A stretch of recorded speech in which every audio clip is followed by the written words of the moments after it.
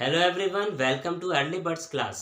Amanda Robin Klein द्वारा लिखित 9 से 10 साल की स्कूल गोइंग गर्ल पर बेस्ड एक पोयम है। इस पोयम में पोइटेस अमांडा के माध्यम से पूरे समाज को एक मैसेज कन्वे करना चाहती हैं कि पुरुष प्रधान समाज में किस तरह से गर्ल्स पर रेस्ट्रिक्शंस लगाई जाती हैं, उन्हें क्या करना है, क्या नहीं करना है, किससे बोलना है, किससे नहीं बोलना है, कैसे कपड़े पहनने हैं, कैसे कपड़े नहीं पहनने हैं। अमांडा के पेरेंट्स भी, स्पेशली उसकी मदर भी उसे इन सभी रेस्ट्रिक्शंस को फॉलो अप करने के लिए कहती हैं। इन सभी रेस्ट्रिक्शंस और इंस्ट्रक्शंस से वह इतना सफोकेटेड हो जाती है कि उन सब से रिलैक्स होने के लिए वह अपने एक इमेजिनेटिव वर्ल्ड में खो जाती है, जिसमें वह अपने आप को एक मरमेड, एक जल परी की तरह जीवन जीना चाहती है। उस समुद्र में अकेले रहना चाहती है जहां पर कोई रेस्ट्रिक्शंस न हो। इतना ही नहीं, वह एक ऑर्फन, एक अनाथ की तरह जीवन जीना चाहती है। उसे लगता है कि उससे ज़्यादा आज़ादी एक अनाथ को है। इन सब रेस्ट्रिक्शंस और इंस्ट्रक्शंस से इतना फेडअप वो हो चुकी है कि वह अपनी इमेजिनेशन में टावर में रहने वाली प्रिंसेस रैपुंजल की तरह बिना किसी डिस्टरबेंस के, रेस्ट्रिक्शंस के, इंस्ट्रक्शंस के, रिलैक्स के साथ, फ्रीडम के साथ अपना जीवन जीना चाहती है। आगे क्लास में स्टैंजा बाय स्टैंजा पोयम को एक्सप्लेन किया जाएगा, साथ ही साथ राइमिंग स्कीम, पोएटिक डिवाइसेस और इम्पोर्टेंट क्वेश्चंस को भी कवर किया जाएगा। सो लास्ट तक क्लास में बने रहना। फर्स्ट स्टैंजा अमांडा को इंस्ट्रक्शंस दिए जाने के साथ शुरू होता है, जिसमें अमांडा की मदर अनफ्रेंडली टोन में उसे इंटरप्ट करती हैं। अपने नाखून मत काटो अमांडा, अपने कंधे मत झुकाओ अमांडा, इनएक्टिव होकर नहीं रहो, सीधे बैठो Amanda. All three sentences are ended with Amanda, Amanda, Amanda. It means rhyming scheme same, A. Now I talk about poetic devices. Don't bite your nails, Amanda. Don't hunch your shoulders, Amanda. Here you can see Amanda, Amanda. It is repeated. Amanda word को ही emphasis किया गया repetition के साथ, तो यहाँ पर हमारा poetic device हो जाता है repetition. Stop that slouching and sit up straight, Amanda. Here you can observe S sound is being repeated at the start of closely placed words. Stop, slouching, sit, straight. So here poetic device use alliteration. Second stanza में Amanda अपने parents के as usual instructions को avoid करते हुए अपने imaginative world में खो जाती है, जहाँ कोई इंस्ट्रक्शंस ना हो, इंटरप्शंस ना हो।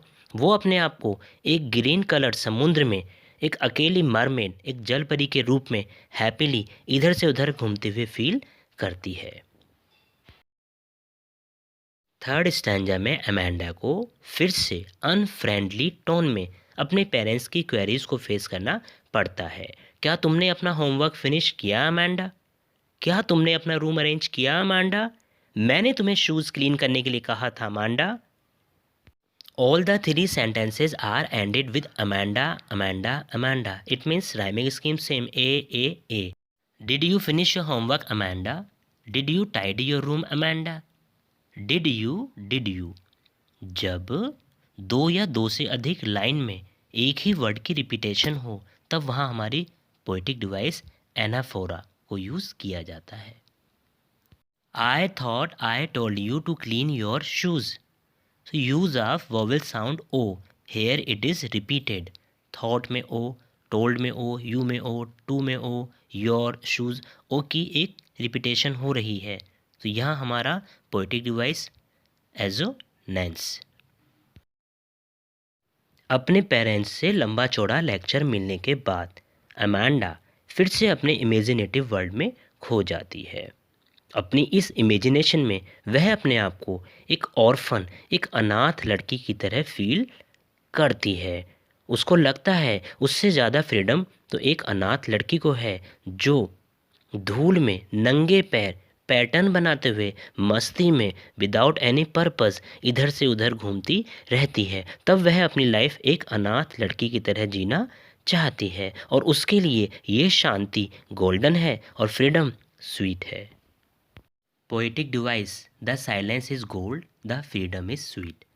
इस लाइन में पोएटेस ने साइलेंस को गोल्ड कलर के साथ और फ्रीडम को स्वीट के साथ एज्यूम किया है। सो यहाँ पर पोएटिक डिवाइस मेटाफर को यूज़ किया गया है। फिफ्थ स्टैंजा में अमांडा के पेरेंट्स अमांडा को चॉकलेट्स ना खाने के लिए मना करते हैं क्योंकि पहले चॉकलेट्स खाने से उसको पिंपल्स हो गए थे। अमांडा अपने इमेजिनेटिव वर्ल्ड में खोई रहती है और अपने पेरेंट्स के इंस्ट्रक्शंस पर कोई ध्यान नहीं देती है। इस पर अमांडा के पेरेंट्स इस केयरलेसनेस से एंग्री हो जाते हैं और वो उससे ध्यान देने के लिए कहते हैं। सिक्स स्टैंजा में भी अमांडा अपने सपनों में खोई रहती है। वह अपने आप को लंबे सुनहरे बालों वाली राजकुमारी रेपुंजल, जो कि टावर में अकेले बिना किसी रेस्ट्रिक्शंस के रहती है, की तरह शांतिपूर्वक जीवन जीना चाहती है, लेकिन उसकी तरह अपने बालों को खोलकर नीचे नहीं गिराना चाहती है। अगर आपने प्रिंसेस रेपुंजल की स्टोरी नहीं सुनी है तब फेरी टेल्स की स्टोरीज़ में से इसको सुन सकते हैं। अगर मैं यहाँ आपके साथ शेयर करता हूँ तब आज की क्लास हमारी बहुत लेंदी हो जाती है। सो प्लीज़ आप इसे सेल्फ ही अरेंज कर लें। लास्ट स्टैंजा में अमांडा अपने पेरेंट्स के कॉन्टीन्यूसली इंस्ट्रक्शंस देने से परेशान होकर रोने लगती है, जिस पर उसके पेरेंट्स उसे तुरंत रोना बंद करने के लिए कहते हैं, लेकिन अमांडा उनकी बात पर कोई रिएक्ट नहीं करती है बल्कि अपने सपनों की दुनिया में खोई रहती है। उस पर पेरेंट्स उसको मूडी कहते हैं और उसके इस तरह के बिहेव करने से सोसाइटी में उनकी क्या इमेज रह जाएगी, लोग उन्हें क्या कहेंगे, इसी चिंता में जनरेशन टू जनरेशन लड़कियों के लिए बनाए गए रेस्ट्रिक्शंस चलते आ रहे हैं। पोयम के माध्यम से पोएटेस यही मैसेज कन्वे करना चाहती हैं, आखिर कब तक ये रेस्ट्रिक्शंस चलती रहेंगी और गर्ल्स अपनी इच्छा से फ्रीडम से जी नहीं पाएंगी। यहाँ आपके लिए बहुत ही इजी और इफ़ेक्टिव लैंग्वेज में इंग्लिश समरी को मैंने प्रिपेयर किया है। वीडियो को पॉज कर लें, समरी को नोटबुक में नोट डाउन कर लें और इसकी हेल्प से आगे दिए हुए इम्पोर्टेंट क्वेश्चंस को भी आप सेल्फ प्रिपेयर कर लें। So here is a collection of important questions. Note down in your notebook. Try to write down the answer. If there any problem, then I am here to help you. Now the class is over. If you do have any doubt, any complaint or any suggestion, then write me in comment. Video अच्छी लगी है like करें, अपने friends के साथ share करें और early Birds class पर अगर आप नए हैं तब इसे सब्सक्राइब भी करें with the bell icon. Best of luck, God bless you all.